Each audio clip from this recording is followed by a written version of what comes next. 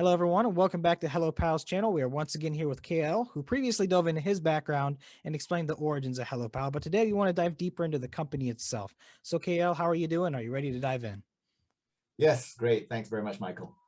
Wonderful, wonderful. So let's start by breaking down what the company does for your common person watching. So you guys have HelloPal, LanguagePal, and TravelPal, and you guys are working with cryptocurrency. So can you kind of break this down for people?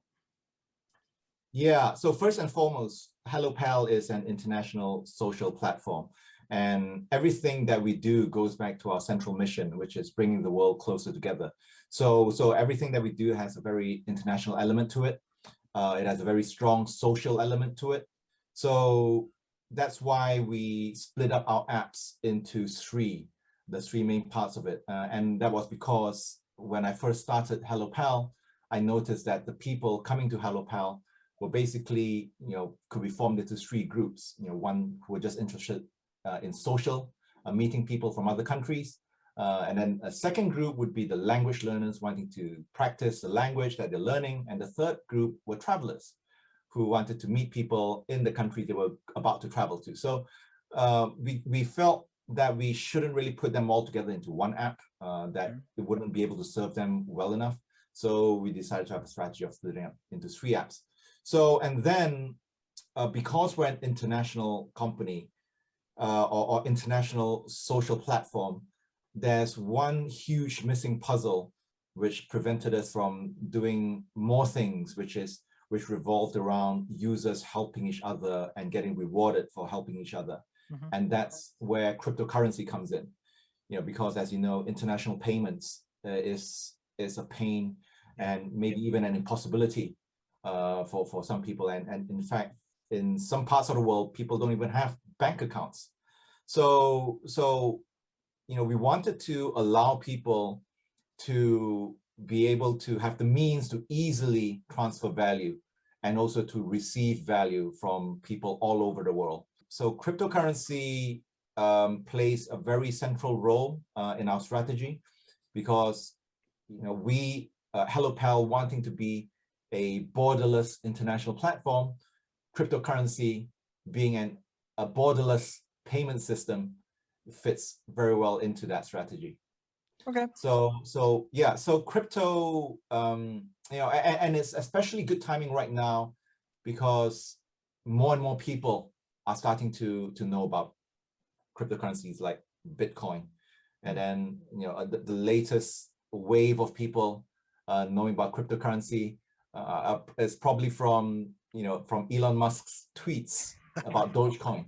True. So yeah, and funnily, some people are more familiar with Dogecoin than Bitcoin, but Somehow. yeah, but it doesn't matter. It's all good for us. True. And that's why, yeah, and hence our placing a lot of importance on cryptocurrencies. Okay. Yeah, that does make sense. As you said, cryptocurrency is pretty borderless, and there's a lot of people across the world who don't have any sort of bank account, but they have a mobile phone, right? Like a mobile phone has caused a huge revolution where people who are essentially living in villages, and this is That's something right. I'd familiar with working with the Acoin project, be working with people in Gambia and all sorts of places where they have a phone and they can connect to the internet just fine. And because That's of right. that, they have That's right. access to Bitcoin, Ethereum, really any sort That's of right. these cryptocurrencies. It just That's opens right. the door for them. So that's really awesome that HelloPal kind of follows that same strategy and therefore can incorporate cryptocurrencies really easily. So from there, would you say then that HelloPal takes up the vast majority of your guys' business and traffic versus LanguagePal and TravelPal? Well, currently, LanguagePal and TravelPal are being reworked. Okay. So in that sense, yes, HelloPal takes up all the time. In terms of the operations teams anyway, but of course, I personally, I'm very involved with the relaunch of LanguagePal, especially because language learning and education in general is very close to my heart. It's what interests me the most, actually. And so we are working hard behind the scenes on relaunching LanguagePal, and hopefully when it's launched, our users will see that it's something very unique. And obviously, being an international platform, language learning is a huge component. How are you going to bring the world closer together if people can't even communicate with each other? So of course we try to give people the tools to communicate, like the translation engines, the phrase books, etc. that we have. But ideally, people would be learning each other's languages and being able to communicate more fluently in people's languages. Okay, cool. So yeah. Can you tell us a little more about TravelPal and what you guys plan on doing with that one? Yeah. So TravelPal, obviously right now in the days of COVID, there's no urgency to relaunch TravelPal. So someone coming into HelloPal, say for example, just purely from a social interest, where for example, I want to meet people in Latin America, let's say Venezuela, and on the app, I do meet a lot of people. I have this opportunity to come across a lot of these people, and I may be chatting with them in English, etc., etc. And then somewhere along the line, I may say, hey, you know what? I also want to learn the language, and so I can establish more rapport. So I get onto Language Pal. Mm-hmm. And after a while, before I know, I say, hey, you know what? I've made so many friends in Venezuela. I love to travel there, but I love to travel across the country. And that's where TravelPal comes in. So TravelPal is supposed to be social travel, as social as you can get, as opposed to, you're doing your own research as to where to go, doing your own itinerary, booking your own hotels, Okay. and then seeing the sites, and then going home without meeting many people at all. So TravelPal is designed to encourage you to make your travel a much more social experience. So whereby, at the very least, you have people then meeting you, dining with you, preferably even taking you around, and as far as housing you, accommodating you in their place, and hopefully even for free. Yeah. So a bit similar to, I'm not sure if you're familiar with the Couchsurfing concept. Yeah. So where people sleep on people's couches. So similarly, it'll be sort of like a free and social version of Airbnb. Gotcha. Okay. But Yeah. the emphasis really on socializing and meeting people. But of course, eventually, maybe perhaps we could even add in a part of a functionality which allows people to be remunerated somehow. Mm-hmm. If it not be in cash, maybe in some form of platform credit, or again, that's where cryptocurrency comes in. Some form of transfer of value. A way for me to say thanks to you for your great hosting. Fair enough. Fair enough. I mean, it really sounds interesting. Of course, as you had said, that last part's more post-COVID world, since we've been Yeah. kind of stuck where we are now. But it's ending soon. Everything will be back to normal, mostly, I think, hopefully soon. But Yes. getting into it, you paint a pretty good picture there of people coming in through HelloPal, discovering Language Pal, and then TravelPal, and they work together really well as a whole suite. Can you tell us then how you guys pull some sort of revenue from these platforms? Yeah. So previously, our emphasis, our focus was in just gaining users, getting people to use the platform. As you know, with any social platform, your user traffic is key. Mm-hmm. The more people are on it, the more people come to it. Mm-hmm. So the strategy had been very early on to not worry so much about revenue generation, but obviously any business needs revenue to survive, and it's apparent to us that live streaming has been one of the best, if not the best way to monetize social traffic. And I think a lot of similar social platforms which rely on chatting, etc., have found that, and even companies which have been making a lot of money revenue from other means, maybe it's through ads or through monthly VIP subscriptions, have found that ever since they've introduced live streaming, the live streaming revenues have just vastly exceeded the other forms of revenue. So we actually started off with live streaming revenues when we brought on a very experienced live streaming team who were at the very forefront of the live streaming revolution in China. So we started off with a live streaming service that was focused on China initially. Mhm. And that's really brought in, our revenues. Everything that you see today is primarily, not, although not wholly, but primarily coming from live streaming revenues. And we have live streaming hosts all over the world, and increasingly all over the world, and now increasingly in the Middle East, and other parts of Southeast Asia, on the platform. So there's that social element to it, where people can get to know other users better through watching people's live streams or from live streaming themselves. And so revenues also come in when users watching live streamers feel compelled to give gifts, virtual gifts, Yeah. and for that you top up with real cash, and eventually maybe they could be topping up in cryptocurrency to purchase those virtual gifts, and that's essentially how the revenue is generated right now. Okay. Interesting. We also have, just to add on to that, we also have a VIP membership model, which we expect to increase in its importance, especially when LanguagePal and TravelPal are relaunched, where people pay monthly monthly subscriptions for VIP memberships in different tiers, where I get more functionality. So I'm able to access more search features. I'm able to personalize my live streaming appearance, functionality more, and so that's also part of the revenue source. Okay. And there was one other thing related to cryptocurrency I'd seen about you guys is what are you guys doing with crypto mining?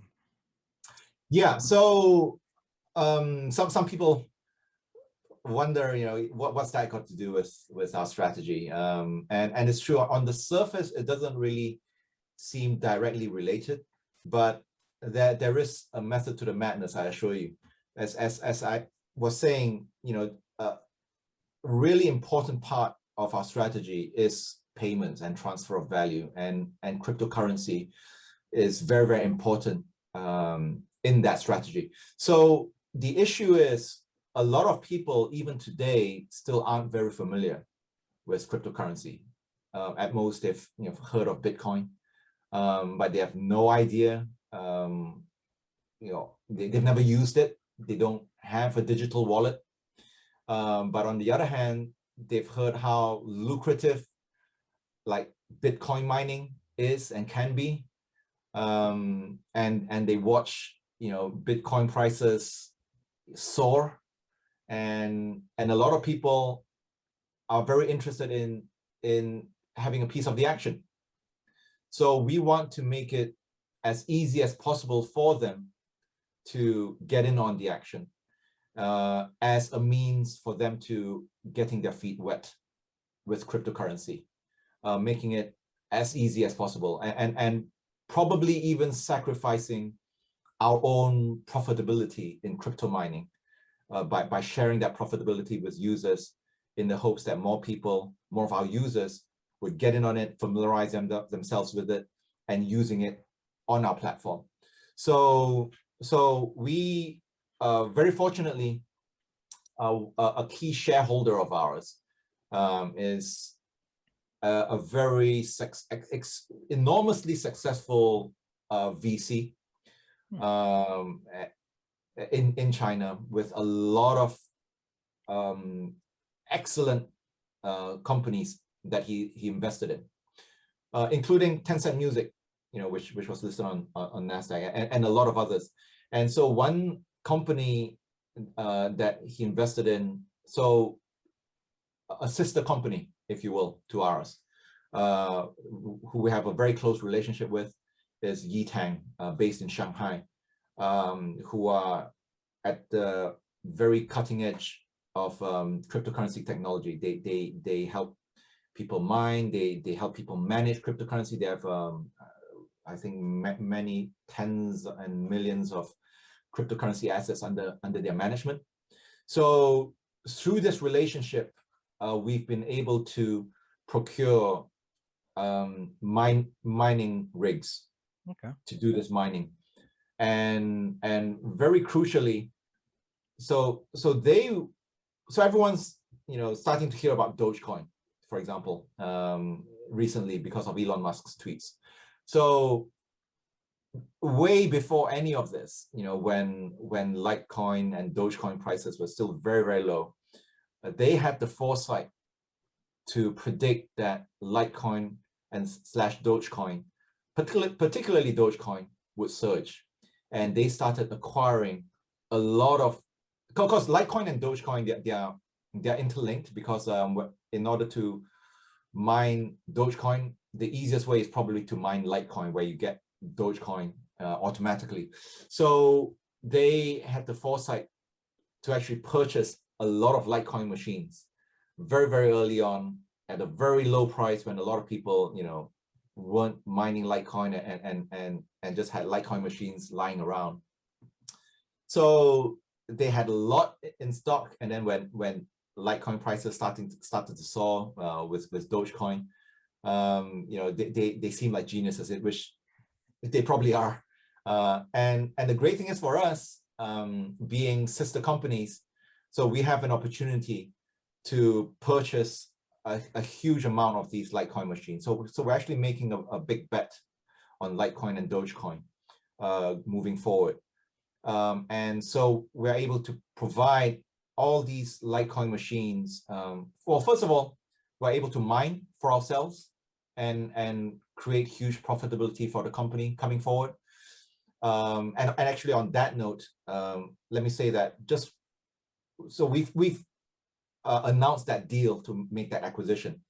But even before signing the definitive agreement, which will be anytime soon now, and closing the deal, just monitoring the Litecoin profitability of what's being mined and imputing that to our company, to HelloPal, as a business from a financial point of view, that's going to completely transform HelloPal, valuation wise.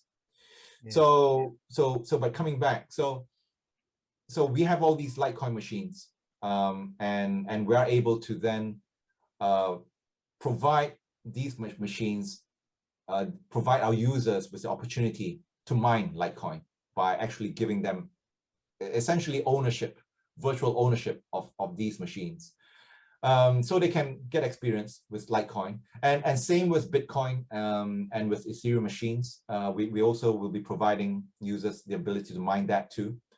But we'll have way more Litecoin, Dogecoin machines, and I expect more and more the interest would be to mine Dogecoin.